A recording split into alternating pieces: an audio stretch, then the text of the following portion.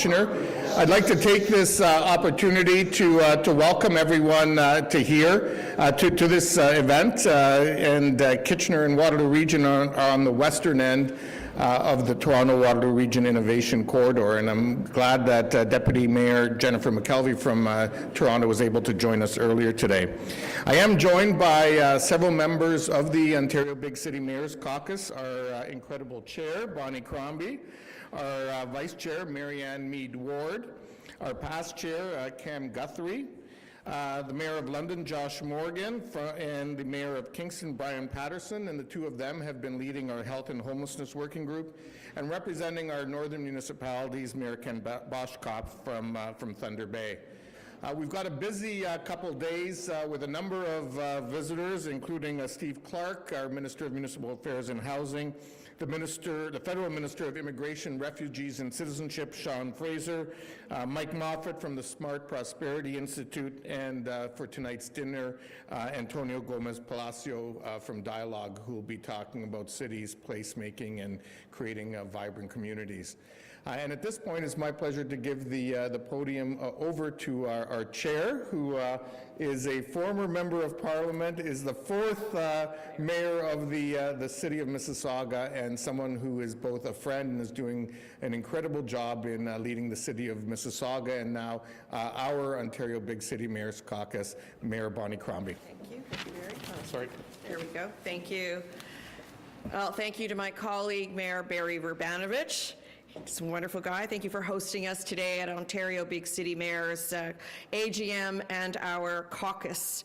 Earlier, as Barry has told you, we had the opportunity to meet with Minister Steve Clark, who is the Minister of Municipal Affairs and Housing, for a roundtable discussion on the various pieces of housing legislation that have been introduced. Bill 97, Helping Homebuyers, Protecting Tenants, Bill 108, More Homes, More Choice, Bill 109, More Homes for Everyone Act, and Bill 23, More Homes Built Faster Act. So those were the topics that we had engaged on, and the impact that the legislation has had on our municipalities.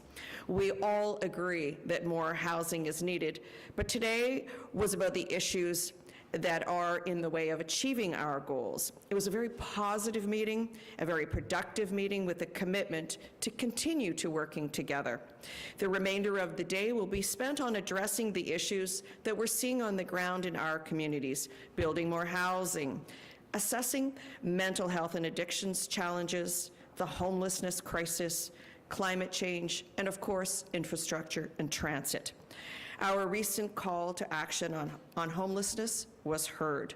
We were delighted to see the province invest $202 million into homelessness prevention and supportive housing programs in this year's budget. And a delegation of mayors recently met with the Deputy Premier to discuss our health and homelessness strategy, and I'm going to call on them shortly to give us the highlights of that discussion. So we, as a group, will continue to collaborate with all our partners in the province of Ontario and be a strong voice for all municipalities across our great province. And if I can ask Mayor Josh Morgan and Mayor Brian Patterson to come forward to give you a little synopsis of our housing, homelessness, mental addiction strategy that we presented to the Deputy Premier and also Minister of Health. Thank you. Sure, I'll start by recapping the meeting, and I'll have Mayor Patterson talk a little bit about just some brief overview about the details of our plan. But what I'll start with is the Ontario Big City Mayors are united in our belief and our knowledge that our cities face an incredible crisis in health and homelessness across the province. That is why we asked for quick and swift action from the government. That is why we continue to engage with them on a regular basis, and that meeting with the Deputy Premier and Health Minister was a very productive one. Not only did she meet with us and some of our mayor colleagues, but we also brought validators from the number of practitioners and the number of agencies that are impacted by this health and homelessness crisis, whether that's in institutional healthcare services, frontline services, the business community represented through the Ontario Chamber of Commerce, and many others in land ambulance and emergency services who support the work we're doing, because we know when we solve the challenges of health and homelessness on our streets, there are a number of agencies and partners who are impacted and can benefit from the positive changes we can see through OBCM's health and homelessness plan. Mayor Patterson will provide a little more details on the type of details on the work that we're doing, but I can say it's phenomenal to be part of a group that is so united, speaks with one voice on this issue, and is clearly engaging with the government on what is a top-of-mind issue for many Ontarians. Thanks very much, Josh. So the Big City Mayors have put together a 5-point plan that we see based on our experience on the front lines dealing with these issues. This is a plan that works. This is a plan that makes a difference, but it's a plan that ultimately requires partnership. It's not something that we can do alone. It really does require collaboration with the province, but it's really about everything about meeting people where they're at. So that's that first street outreach piece to low barrier hubs, where people can access shelter and the services that they need, regardless of the mental health or addiction issues that they might be facing.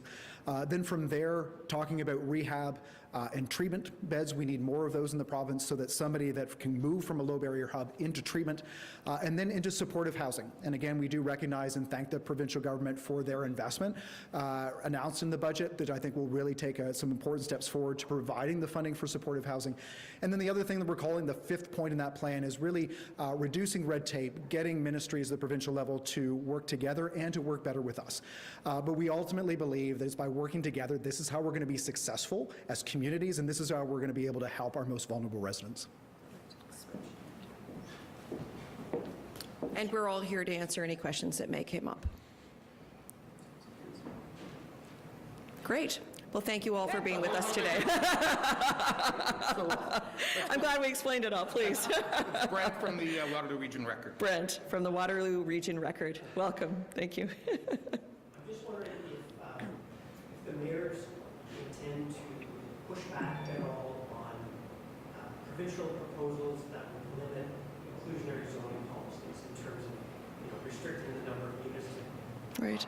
cap and affordability constraints to Yep. 25 years. What are your thoughts on this? So I'll respond generally, and if anyone has any more specific input, you're welcome to do so. So we support the $1.5 million, $1.5 million housing plan. We all have assigned targets in Mississauga. We're 120,000, and we know we will achieve our goals. We've kind of compressed our 30-year plan into 10, and it's very doable for us.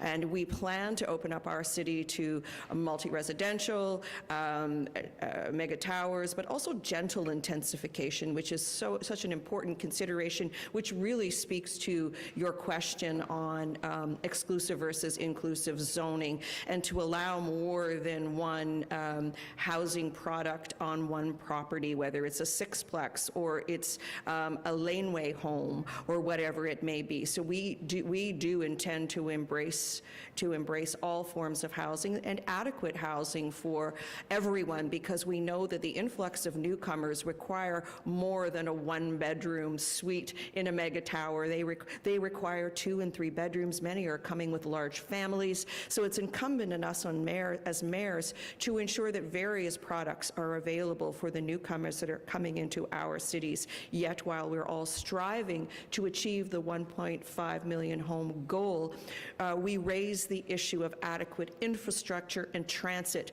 to support the building of those homes. So I don't know if any other mayors, Marianne, come over. Thanks very much for the question, Marianne Mead Ward, City of Burlington. And I think our key message to the province is we're partners with you, but there's no one size fits all. And each municipality will be different, and we need to have local control over how we plan our communities. Every single one of the big city mayors has adopted formally by resolution, in most cases I think unanimously, our housing pledges which were given to us by the province. We are committed to building that, and then from there, Let us figure out how it works. Let us figure out where it goes, how we're going to accommodate that, because again, every municipality is different. So in Burlington, our pledge is 29,000. We already have 23,000 units under review right now. We've been given some additional properties by the province, which we're grateful for. We will go past that. But let us figure out on the ground level how to achieve that. And it isn't just about building one type of unit, which is condos, small condos in the sky.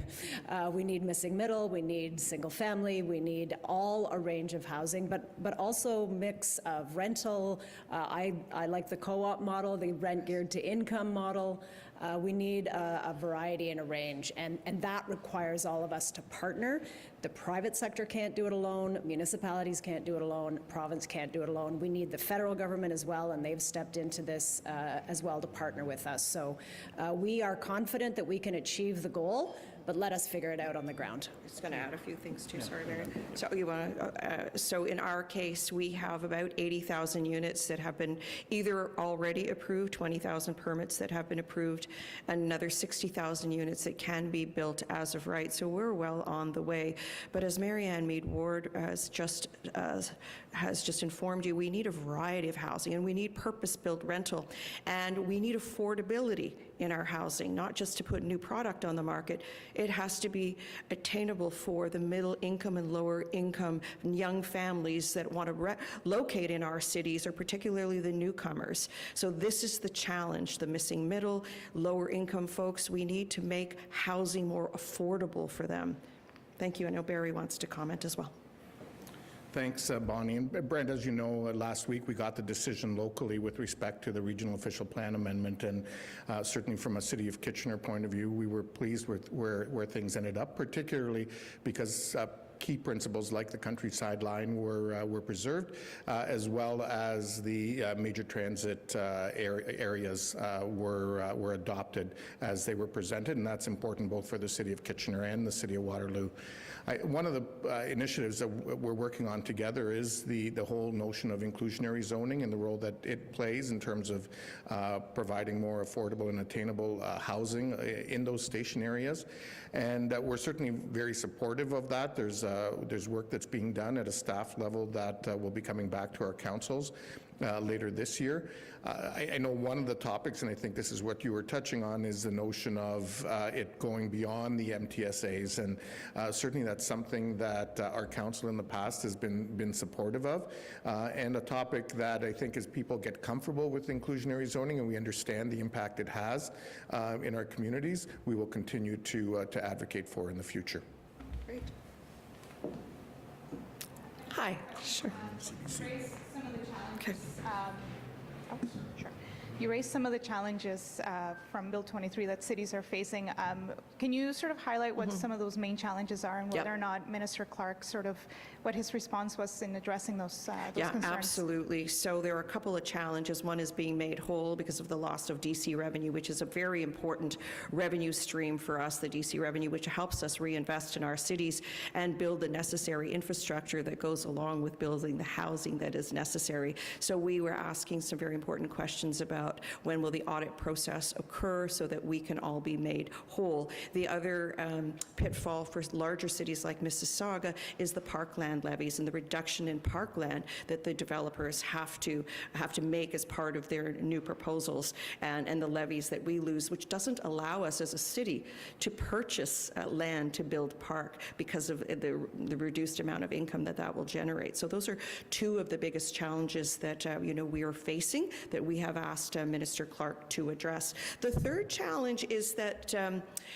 there seemed to be a suggestion that we wouldn't be eligible for compensation if we didn't meet the targets. And of course, the role of cities is to issue permits. We don't actually physically construct or build homes. So, the conditions are such today that there is a slump in the housing market. The prices have come down. The price of land has come down. There are also financing issues. There are supply chain issues. There are our labor shortage issues, so that we don't see the development community actively getting shovels in the ground. So we made it, we made our concern, we made the minister aware of our concern that whereas we want to be partners in building these new homes to accommodate young families and newcomers, we're not the ones physically putting the shovels in the ground. We'll issue the permits, but further incentives, whether it's financing incentives to the development community, they have to be encouraged to build.